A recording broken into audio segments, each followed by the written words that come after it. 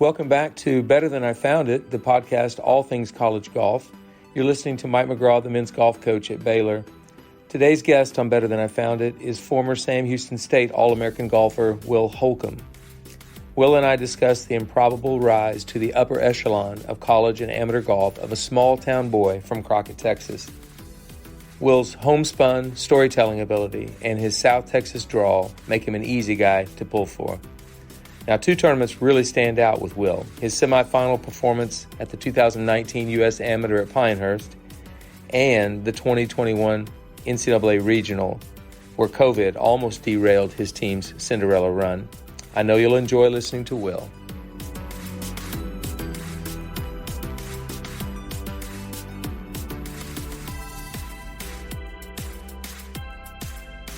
Okay, everybody, let's welcome former Sam Houston State All-American golfer Will Holcomb to the podcast. Will, thanks for joining me today. I appreciate you having me, Coach. It's an honor. Well, I know you're not playing right now because of an injury, so I want to kind of get that off the table right from the start. When a guy that's been a really good player is not playing, you kind of, where is he? Where's he been? Because I know you've played pretty well in recent memory here. And so let's talk about, first of all, how you played. Like last fall, you won Tour School, first stage. Yes, sir. You then this spring won an APT event in early April, I think in Victoria, Texas, shot 71, 62, 68, 70. So that's the guy's game who's in pretty good shape.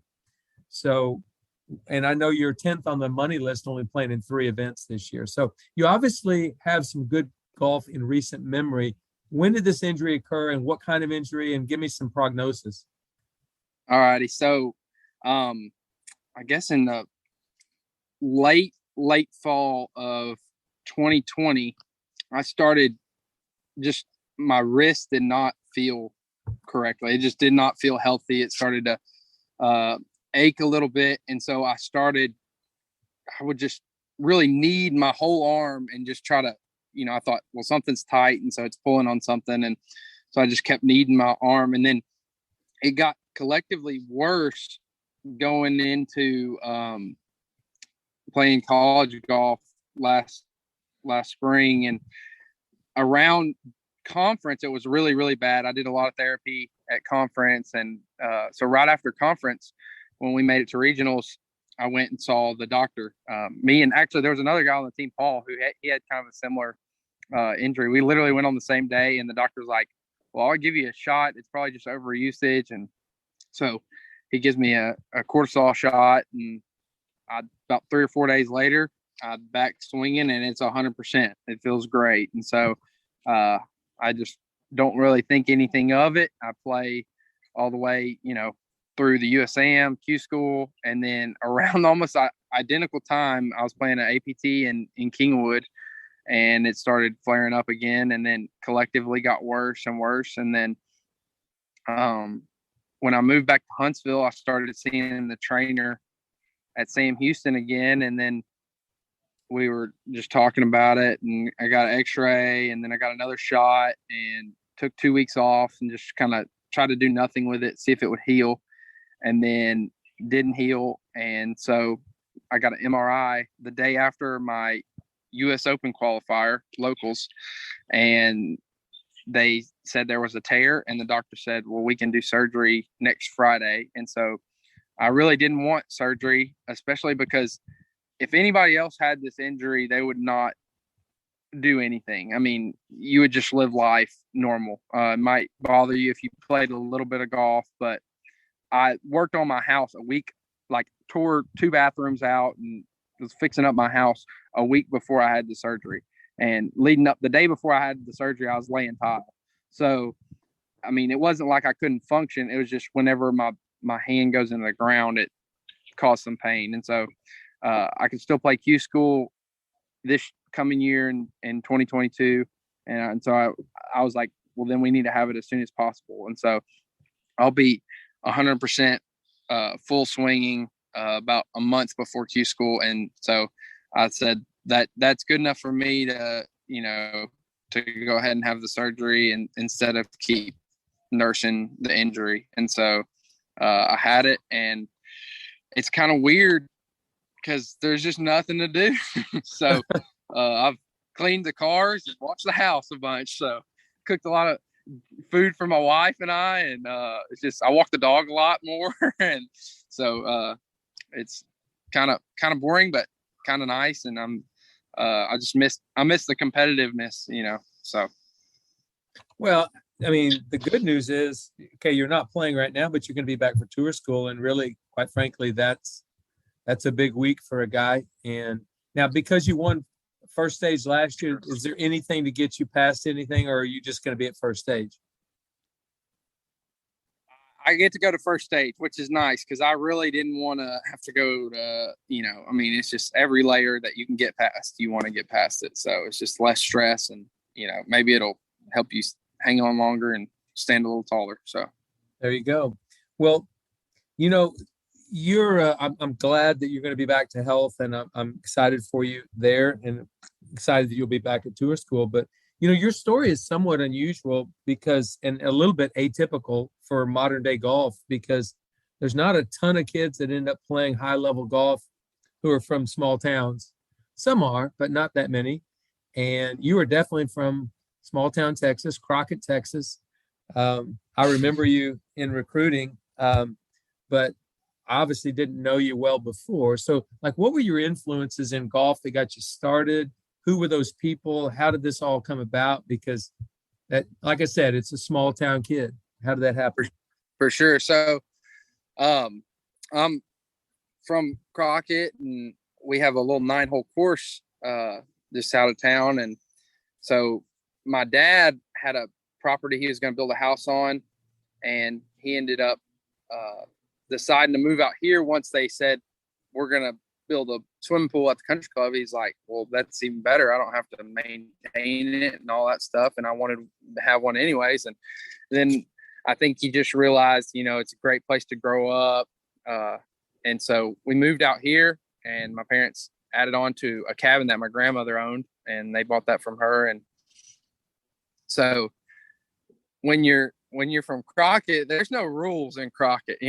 When you're 8 years old and you can touch the pedals of that golf cart, you can go and rip and, play golf and play volleyball and swim in the lake and go tubing. And so really I had two friends that were a little bit older than me, and we would just play golf, and then we'd go do whatever. And, we had fun. And then my mom, in her wisdom, decided to look up some tournaments, because I really didn't do any other organized sports. I think I played t-ball. I ran around the bases backwards and urinated on myself while I was doing it at 3 years old or whatever. And so we decided that she took me down, and I did the Little Linksters, the SDPGA, and I got a medal the last tournament of first year I played. It's the first medal I got, and that was just enough to hook me.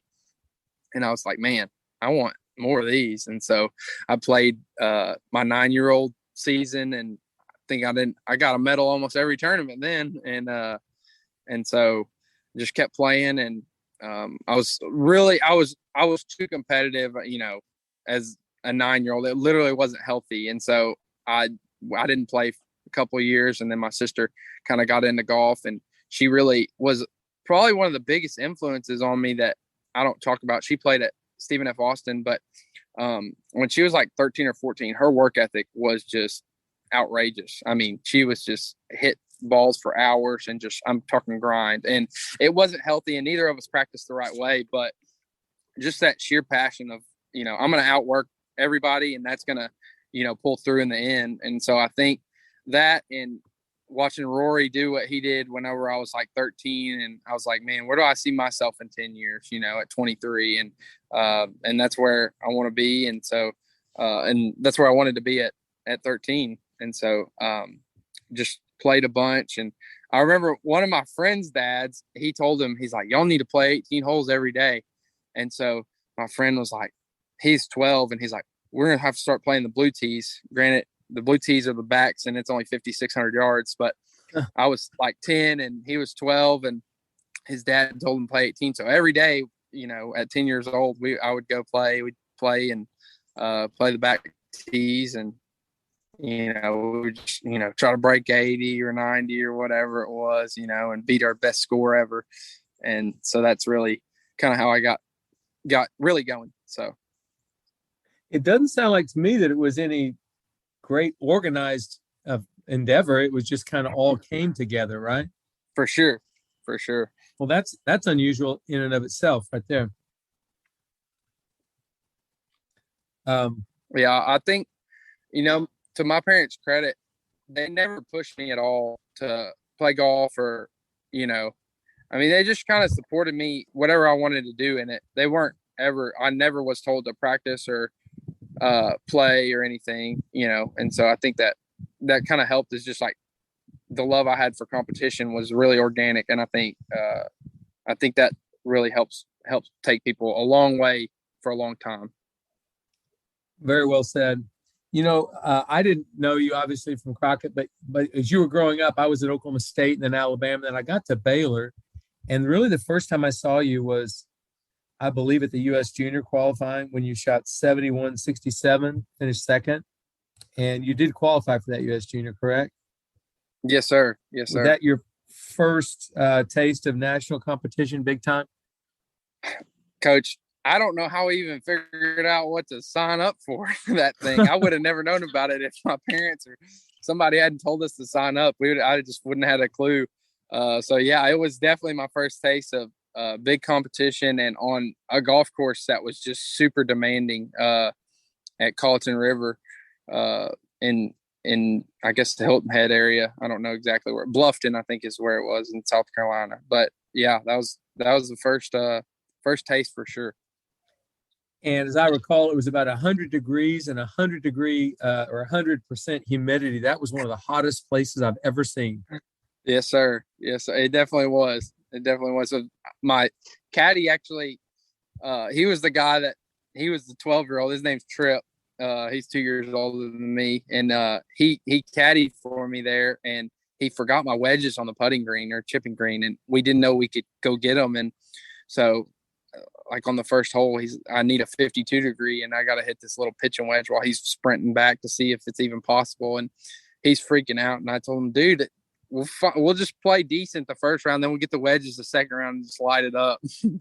And so, but we could get our wedges, and so we got them back in the bag and just kind of kept playing. And he let it go, but it was just funny, him, watching and growing together in that place of just pure confusion on the first hole.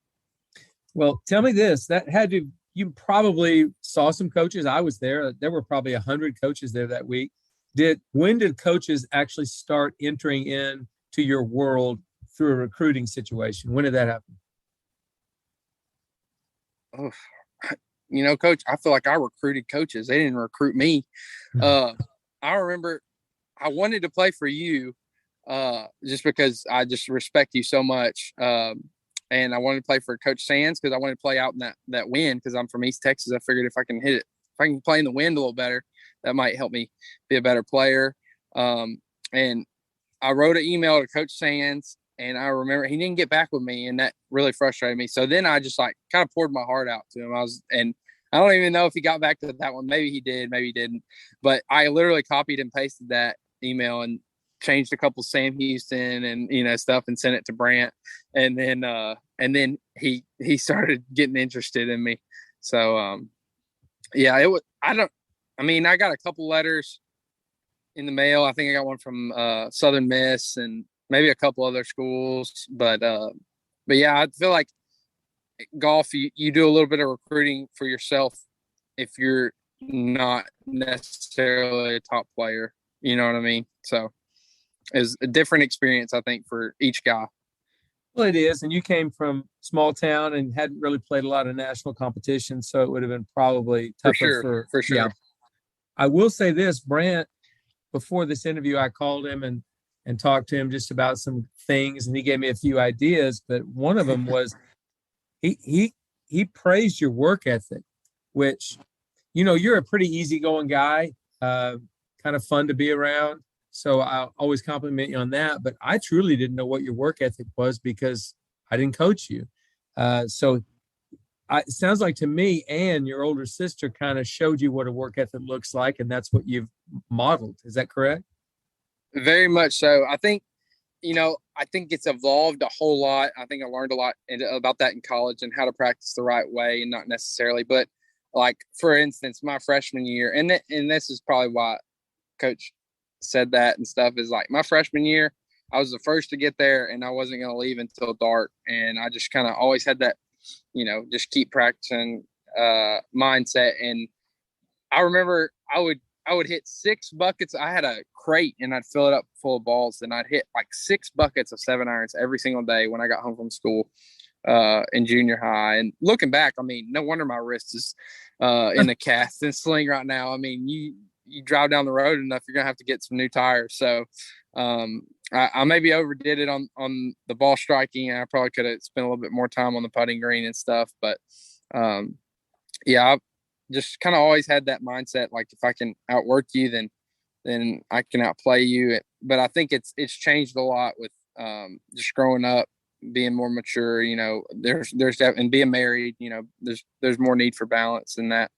That instead of that, just go type mentality. I know Brent is really excited that he got you, because I think you had the all-time lowest stroke average in Sam Houston history. You were the first first All-American at the Division I level since Sam Houston's been Division I. First Bearcat to ever make match play at the USM. I mean, you did a lot of things that no Bearcat golfer had ever done. So I know he was thrilled to get you, but I'm gonna ask this too, and that is, you did something else that was pretty unusual. Is you were married in college, on a college golf team, married. That's not a normal thing. That's a little outside the deal. So I want to ask you, what are the challenges of being married on a college golf team? What are the advantages and of that? So, and then we'll get to another thing in a second. I think one of the biggest challenges was asking coach. Like, I was almost more afraid to ask coach than I was to ask Gracie's dad. Because I was just like, I mean, what if he says no? I just didn't know where. I mean, luckily coach is just such an awesome guy, just faithful dude, very wise. And, I don't know if he wouldn't say yes to every player that asked him that. He would, he definitely dug deep and, had some very good questions for me. And so that was really different. I think we bought a house about 6 months after we got married, which was the best decision I've ever made. And we're saving, we were paying more in rent than we were for house note. And so that was a challenge though, because obviously we got a fixer upper and we slept on the floor on a mattress for about the first, 2 or 3 months. So I'm doing that while trying to play this start of my spring semester, my sophomore year. And I remember coach one time, I was just like, he'd ask you, how are you doing? And I was like, just coach, I'm sleeping on the floor. I mean, it's just not comfortable. I get done with practice, I go home and it's dark outside. I'm working on the house until, wee hours in the morning, then wake up and, go to school and do it all over again. And so, he told me though, he said, like, you're dealing with these problems in college and you're learning how to be married while you're in college. When you turn professional and guys are getting married and they're, dealing with, having a good marriage is work. And that as well as everybody who's married. And so, just that learning those things and learn how to be a good husband and grow in marriage with your wife while playing college golf was definitely a challenge. And it might've affected me negatively some tournaments, or the team even. But, I think the benefit to that is now I know how to do it. And so, it helps me make more money that way. So, it's like, kind of the pay now, play later kind of thing. So it just kind of, really developed that. I think the challenges were probably traveling and, but other than that, it really worked out good. I think it's a little different just your relationship with your teammates. I would say that. I definitely, it's not like we hung out a whole lot. My senior year and super senior year, I had them over, and even now I have them over for dinner as much as I can to just, open the house up and, talk to them or whatever, be a good friend and alumni. So I think that maybe helped our team chemistry, but it definitely affects that in some way. So. Okay. Well, I actually coached a player, Annie Young, when I was a women's golf coach at Oklahoma State. She was married second semester of her senior year, and it worked out beautifully. I don't think it's a disadvantage. But one disadvantage you had was dancing at your wedding. Ouch. You had a little problem. So tell us about that. Yeah. So I was dancing at the wedding, and I took a step pretty like 90% of my weight on my right foot. And I just remember just sharp, sudden pain.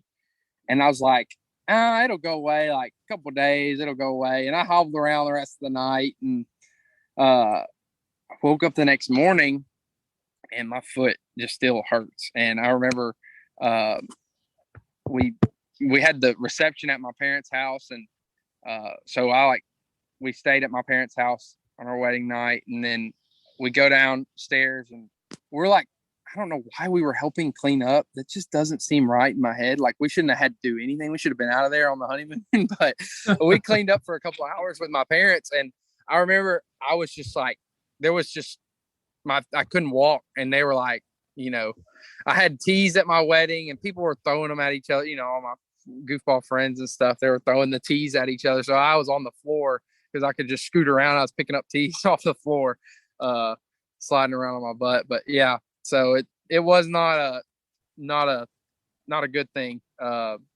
It's hard to go boogie boarding on our honeymoon with a broken foot. Let me just tell you that. So, well, apparently, okay, that's a bad experience, but apparently it didn't affect your golf too much, because you played in a boot in the fall that year in every tournament except for one, but you played 4 tournaments in a row, and I think you were top 20 in all 4 of them. And I believe your ranking was top 30 in college golf in a boot. How's this possible? Well, so that was another scary coach moment. I thought I broke my foot. Like, I'm not going to be able to play. We have 3 transfers coming in from bigger schools. I was like, goodness, this is just not going to be good. And then I thought, coach is going to be disappointed. And so I go and figure out it's broken, and I get a boot, and I called coach, and he was super graceful with me, and, just, I understand, well, it'll get better. You can play, And so I was like, I think I could maybe play some. So I tried. We get back from the honeymoon. I try to play, and I'm just not using any hips. I'm just swinging with my arms and play 9 holes at my home course. And I shot like 39, which is, I could shoot 39 one-handed right now if I played really well. And so me and coach talked about it. It's like kind of like we had the same, I don't know if we had a dream or what, but we both were like, I think you could play if I could just get my right foot to turn over, because it's my back foot. If it was my front foot, I don't know if I could have done anything. And so I go and see coach, and I remember once I got my hips to turn and that right foot to turn over, man, I was like flushing these 6 irons on the back of Raven's Nest for the Bearcat course now.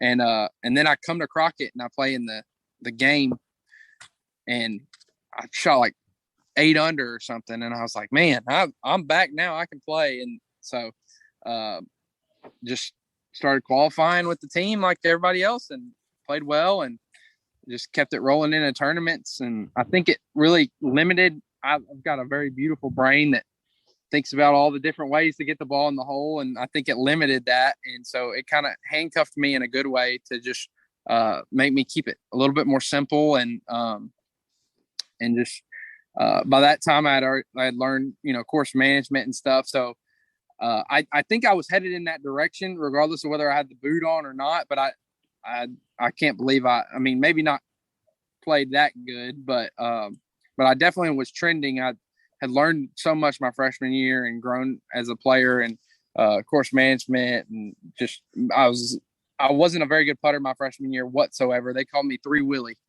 all the other guys on the team. So yeah, it's great positive team talk, you know. Sure that helped everyone out. So and but anyways, yeah, it was definitely a blessing in disguise. So you have one final tournament, a 5th tournament that fall, and I think your training room or your doctor released you, said you're healed. And yeah, I was definitely anxious after that. My boot broke, and it had already broken a couple times because like the straps on it just wore out from, you know, the tension and pull and torque I was putting on the boot. And I was like, hey, Dustin, can I please have a new boot, like just for this tournament? And he's like, no, you're healed. Like, you were healed like a month ago. I don't know why you're wearing it. I'm like, Dustin, like, I just don't want my first round to not be in a boot. And he's like, well, you'll be fine. You'll be fine. And so we went to Hawaii, and I played without the boot, and I played well. I didn't play bad. I know that I didn't play bad. I don't think I played great, but I played well, and I wasn't, I was, after that first round in Hawaii, I was settled in to no boot. But before that, on the plane ride, I was like, who knows what's going to happen? I mean, I even brought the boot, and I think I brought like 3 things of duct tape, because I was like, if I have to wear it, I'm going to play the practice round. And if I have to wear it, I'll find a way to keep it on my foot. But anyways, yeah, I remember I was like fighting with him, and he's, you know, obviously a trainer, and I'm a 19-year-old arguing with him about my foot. So it seems like that's par for the course for you. You kind of march to the beat of your own drum. You're not like everybody else, are you? Huh? No, and I'm proud of it. There you go. I love hearing that. Well, so that was a different experience, but kind of added to the legend that is Will Holcomb. But on a real grand national stage, the 2019 U.S. Amateur at Pinehurst is when you came to the national public conscious, if you will, because you made it to the semifinals that week, and you got a lot of airtime, and I remember watching that very well. But I was told to ask you about your golf swing before the qualifier for that championship in 2019. Give me that story. I've never heard it.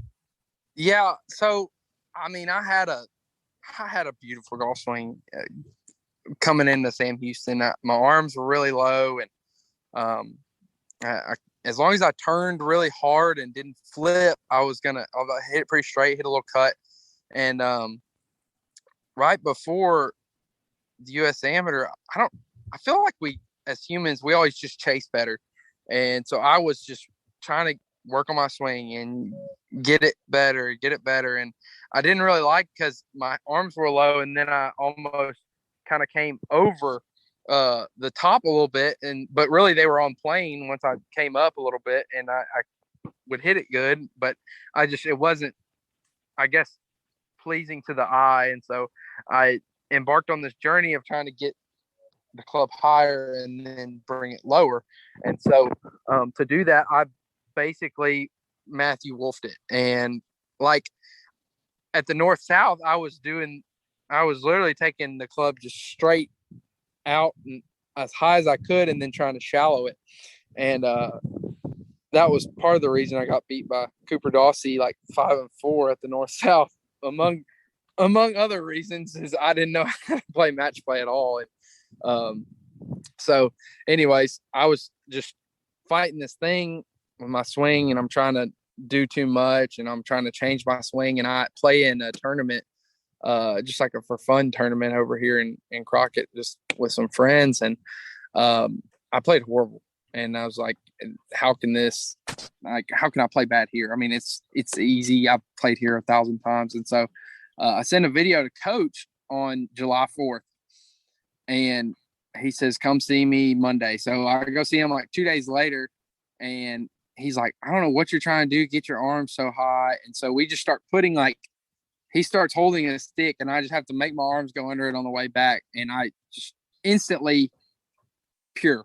Just start flushing it again. And I feel like swing changes are hard until you pure the ball. Then it's like, oh yeah, I can do this. I can do that. I can make my body do that. And so I just got my ball back. And then my next tournament after that was the qualifier. And I go and I get first alternate in the qualifier, but I played really well.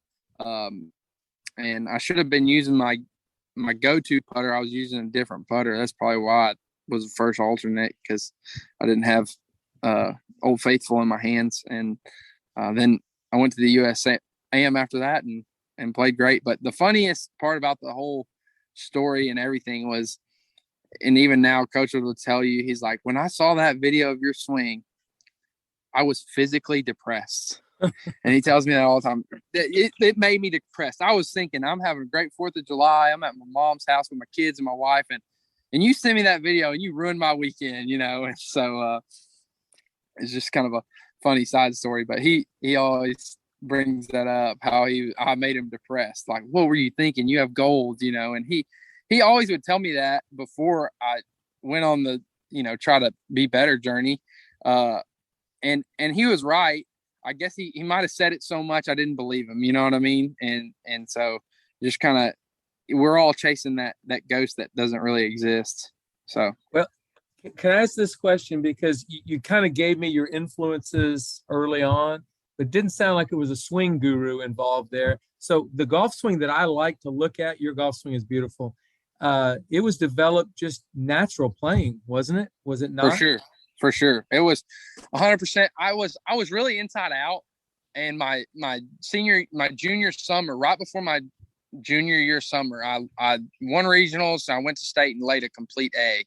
And I was just distraught from that. It was probably one of the lowest moments in my golf career, because I thought I was going to win state 4 years like Jordan Spieth, and I was only playing at the 3A level. So it wasn't like, I had to beat too many people. I only had to beat about 3 players. But I started working with Brad Lardon, who was in College Station at the time, and he's a family friend, and he's married to a lady from Crockett, Miss Kim. And anyways, he straightened me out. He told me to hit full cuts for 2 weeks, because I was real inside out, but that was just kind of how I naturally played. And then he knew I could chip and putt, and I had some kind of game because I won regionals and I could shoot under par with this horrible swing I had. And so he just told me hit full cuts for 2 weeks. And then I went back to him. He said, now don't hit full cuts, just, hit shots, hit cuts, hit draws. And then after that, it just kind of was what it was. It never really changed. And we never really worked on anything after that. We just, not too long after that, he ended up moving to Santa Fe. So maybe that's why we didn't work on that much stuff. But my swing was in a much better, just solid, fundamental state. So.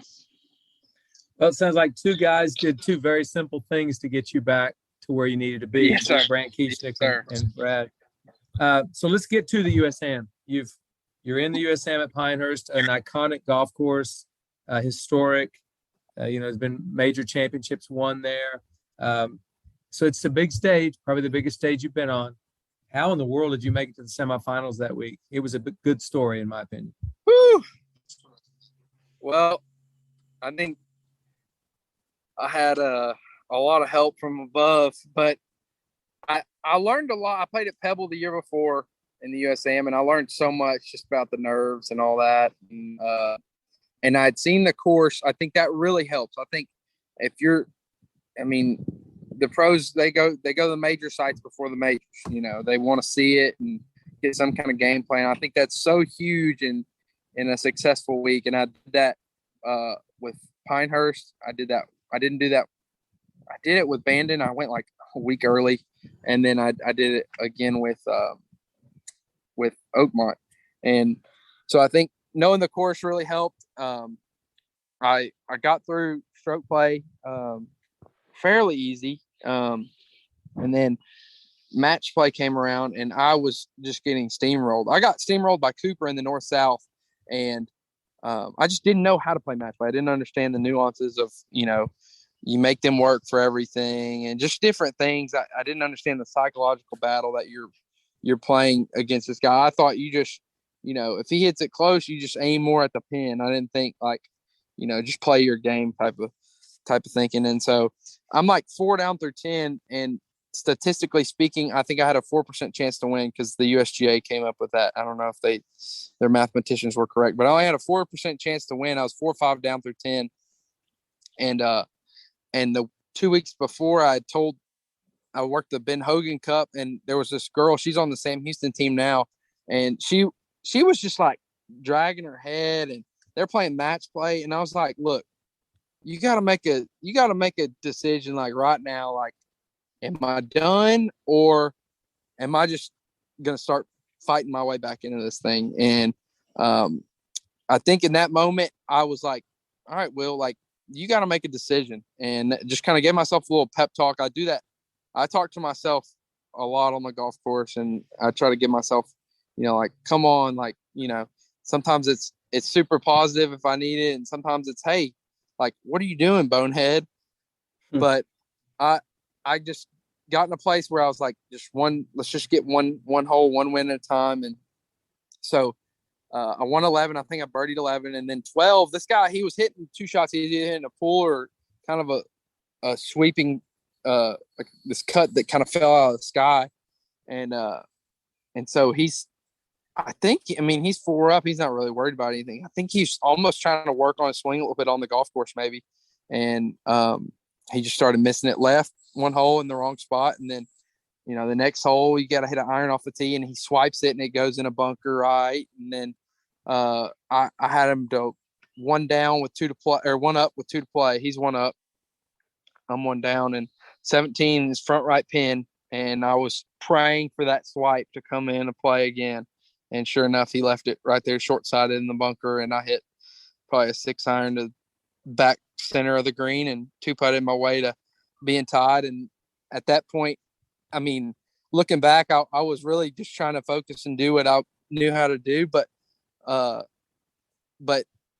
knowing match play and what I know now, it's like, you come back 4 shots on somebody, they don't have a chance. Mentally, there was just nothing good that was going to happen for him after that. And so I ended up winning. And then I called Brad Lardon that night, and I was like, man, I don't know how to play match play. And so every night I talked to him, but he'd give me this is what you do. Like, these are like, he had like 5 tips, and I've got them written down on my phone. I'm not going to share them, but when you're playing match play, you do these 5 tips. One of them is just for sure, you're not going to give the guy anything. You're going to make him work for everything.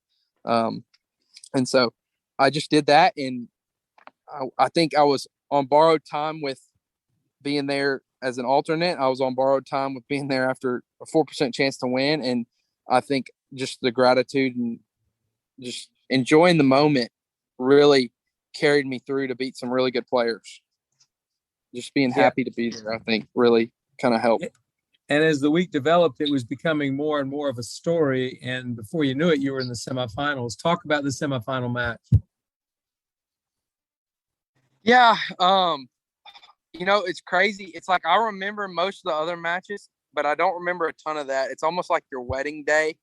There's so much going on, you just forget everything else that's around you, And so I remember the first hole, we both had like 4 feet for par, and I looked at him and I was like, good.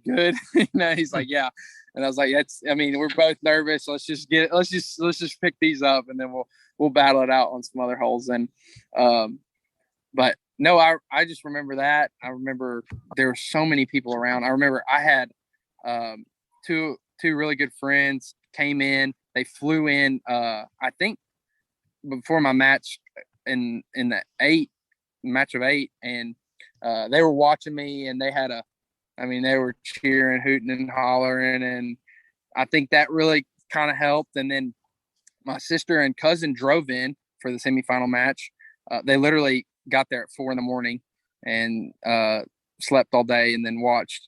And then I had another couple friends flying. So I think that just having, and then on top of that, I stayed with a guy who has a house in Pinehurst, and he had a ton of friends there, and I met them and hung out with them kind of all week. And so I think having all those people was that's something I'll never forget more than the golf was just, my friends and those relationships that I made that week, and just getting them enjoying me winning, and, getting to watch me play, and every shot I hit, they were screaming and hollering. And I think that's really, really fun. So. Well, great experience. You got on the national stage and did a really great job of that. And first Bearcat from Sam Houston to ever make match play, and you got all the way to the semifinals. Pretty amazing. But one other. Go ahead. Sorry to cut you off. It's funny because when I was playing, I won a match, I would tell myself, like, no one from my hometown has gotten this far. And I didn't know Sam Houston, but I was just like, I knew once I got to the semifinals, nobody had gotten that far, but I just kept telling myself, like, no one's gotten this far.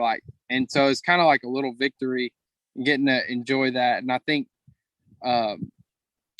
just really being present and grateful in those moments, really looking back, it helped me a lot, and I probably, I wish I could do that more and enjoy those little moments of tournaments like that more, like I did that week. Something tells me you're going to show a little gratitude when you're at tour school this fall. Just a thankful moment. For sure. Well, yeah. And I may or may not have, I didn't never test positive, but I may or may not have had a coronavirus at part of my tour school that I won. So it's just kind of, I don't know, something about being sick or, adversity. It just kind of helps me get up and play a little better. Well, let's talk about the coronavirus. You were with your team at Karsten Creek in Stillwater your senior year for regionals, and you opened the tournament beautifully, 70, 68. So you're 6 under par in second place in the event. And unfortunately, you tested positive for COVID after the second round. And you, because of COVID protocols, you were not able to play with your teammates the final round, and their teammates you were right in the hunt as a team. So that was shown on the Golf Channel. It was a pretty actually moving moment when you were up in your Brant Kieschnick was talking about how you were waving at the guys, go get them, fellas. I'm sorry I can't be there. And pretty emotional. Talk about that day. Yeah. So I knew my roommate had COVID, obviously, or was in the testing process the night before, because he never came back to the room. And something that people don't really think or talk about, and is just a total blessing to me, to the program, to coach, was the fact that it was supposed to rain that week. And we played those 2 rounds that first day, because we were going to get tested after the first day, whether we played 1 round or 3 rounds. And so I got to help for 2 rounds. And I think that really was a blessing in disguise, that we were all, Karsten Creek's no, cupcake to walk. And so, but yeah, that next morning I told coach, I said, do not let me know until in the morning. I told him this is what time I will wake up, and I'll start stretching and doing my morning routine. And I was like, don't let me know I'm not playing until after that. And so he comes in and he stands at a distance, and I don't even know, I was crying and he was crying. And I was just, didn't understand. And then he told me, like, do not post anything. Like, we don't want you to get in trouble. Like, if we do make it, like, we can still make it, the team, And so that morning, I'll be honest, I didn't think they had a chance. I watched these guys in Laredo 4-putt holes and just make the stupidest plays off the tees. And it was just like, so I was like, I just was like, these knuckleheads. But each one of them, I gave them a little something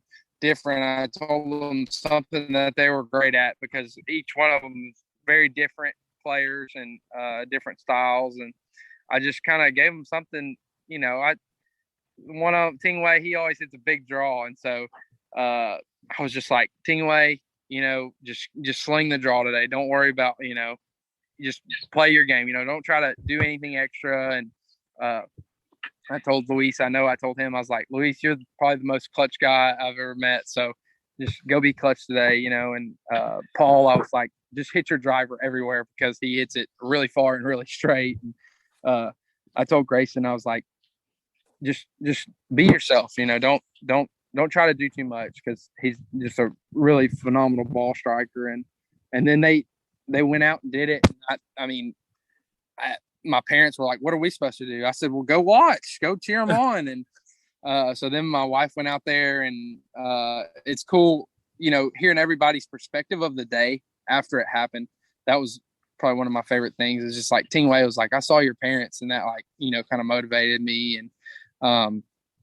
And getting text updates from all them. And then at the same time, trying to get everybody on social media riled up, because up until 3:00, I was like, I can still play today. I just kept telling myself, they might let me play by myself. I haven't tested positive. They might let me go out and play at 3:00. You never know. Cause I could have finished around in probably 3 hours if I played by myself and, just behind the whole, wave of players. And so anyways, but it worked out just like it was supposed to. And the guys went out there and played absolutely phenomenal and did everything that we learned and grew together and saw as a team throughout that whole year. So it was awesome.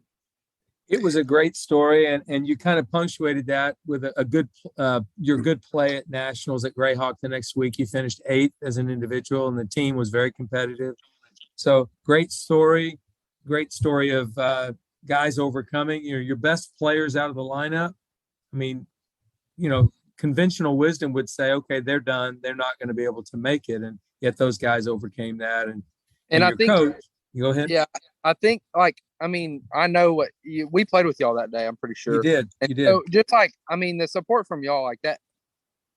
You don't think about that helping, but it's like kind of like my friends at the USAM that were just cheering me on. Like, everybody at Carson Creek, they were like, it just seemed to me, looking from afar, you can tell me if I'm wrong, but it seemed like every team there was like, we want Sam Houston to make it, and then we're all going to compete for the other 4 spots. Was kind of how the way, I just heard of so many great stories of just support from teams and coaches. And like, for example, the UCLA coach, he had an individual, and he saw like me loading up with my parents for them to drive me back.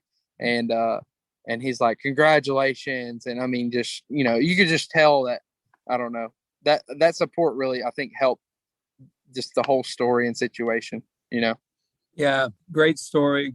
Great. And honestly, you had a top 10 finish at nationals the next week, which wouldn't have happened if your teammates hadn't come through. And Brant, your coach, was National Coach of the Year, which had never happened at Sam Houston either. So really good story. Great way to end your career, even though it was an odd way to end. But like, none of this has been normal today that we've talked about. Yeah. All of this has been a little different. Yeah.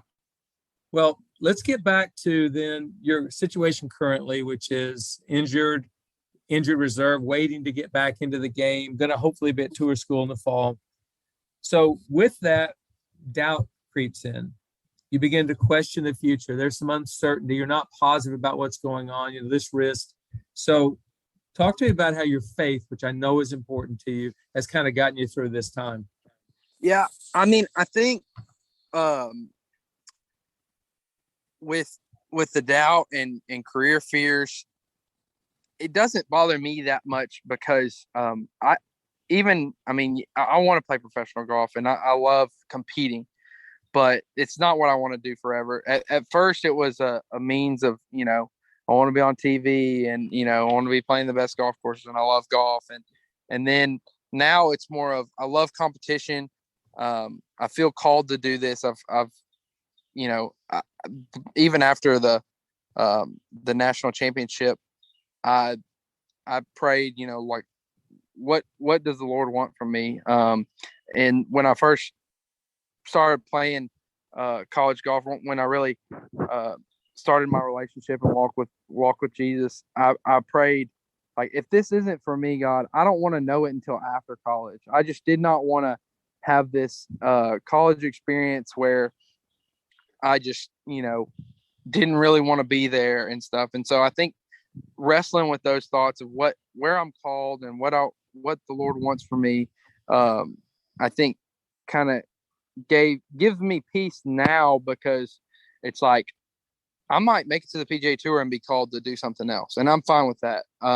Because I know wherever the Lord has me, it's going to be the best for me, for my wife. Like Jesus, he promises life and abundantly. He doesn't, and an abundant life in the context that he's speaking in is not a life of money and fame and, all these, earthly abundant things. It's not being a millionaire. An abundant life is to me a fulfilling life. And I think if you're walking in his will, you will have that. So I think that kind of settles me with the career, because I don't know if golf's for me. My desire is to make enough money to playing golf that I can then do something in some other sphere, but I can invest that money, but mainly give me the financial freedom to raise my kids when I have kids, and be at home with my wife, and then minister to others around us in whatever area that we live. And so that's my desire. I see myself playing for I don't know what the Lord has for me. It might play forever, and that's fine. Wherever he wants me, he'll have me. But my personal desire right now is to be able to get on the PGA Tour and be able to fund other things where I can be intentional and raise my kids, and be almost a stay-at-home dad, but I want to be doing something, but just something where I have a lot of freedom in schedule and stuff. And so I know that's kind of a long-winded answer, but I think that just me being okay with, hey, this might not be forever, helps the situation. I missed the competition. I worked golf camp last week, and I played one-handed, and I played from the up tees, and I'm playing this 11-year-old with the biggest mouth I've ever seen. I mean, he's just a little cocky kid, and I lose by 2, and I'm on the last hole, and I'm 100 out, and I'm hitting a 50-degree one-handed, and I'm just thinking I'm going to make this, I'm going to, and my heart's beating, and like it was in a professional event when the crunch time's there. And so that's the things I love about the game. And the things I miss is that competitive, being in the moment, and all that pressure that comes with it. That's what I really enjoy. Well, it sounds like to me that your faith gives you the ultimate peace of mind, so that all of this is going to work out anyway. So I love hearing that. Yes, sir. It definitely does. Well, and that's the thing about, I listen to a podcast called Unashamed with the Robertsons, and that's the beauty of having Jesus, is like, it doesn't matter who's the president or what happens in this world. Like, if you have Jesus, they could kill me, and I'm sure that would be tough for me and my wife, but hey, like I know the Lord and the creator of all, and that is above all. So I think it just gives you that peace and perspective in every walk of life. Well said, and thank you for that perspective. All right, we're going to end on a speed round, and so I'm just going to ask you about 7 or 8 questions. Do the best you can. You ready? Shoot. All right, favorite pro golfer and why? Oh, Webb Simpson, because he's a believer. Love it. Best barbecue in Crockett, Texas. I support my own. Say that again. Memphis. It's 21 in the state. It's great. Memphis barbecue. George Strait or Luke Bryan? Oh, George Strait. Come on now, Coach. Ask me something hard. No, I want to make sure. I want to make sure that you've got your wits about you and you're thinking correctly, and you are thinking correctly. Yes, sir. I'm sober-minded. All right. Favorite pro sports team? Favorite pro sports team? Cardinals. I'm not a big Cardinals. sports watcher, but that's my team. If that's the only one, I don't care who wins the Super Bowl or the finals or whatever. I just, I root for the Cardinals. Very good. How many times has your sister Ann beaten you at golf? 2 or 3. And then once it happened a couple times, that's when I started taking note of that work ethic. I was like, the only way I can beat her is I got to work harder than her. So very good. Well, that's motivating. Favorite course? So. Favorite course you'd love to play but have never played? Oh, favorite course I'd love to play but have never played. I would probably say St. Andrews. I just want to go over there and play. Maybe you will in the Open Championship one day. All right. Yes, right. That's right. So you've got a chance to either win a Masters or 15 PGA Tour events. Which is it going to be? What do they pay out in the Masters? I didn't know this was a financial thing.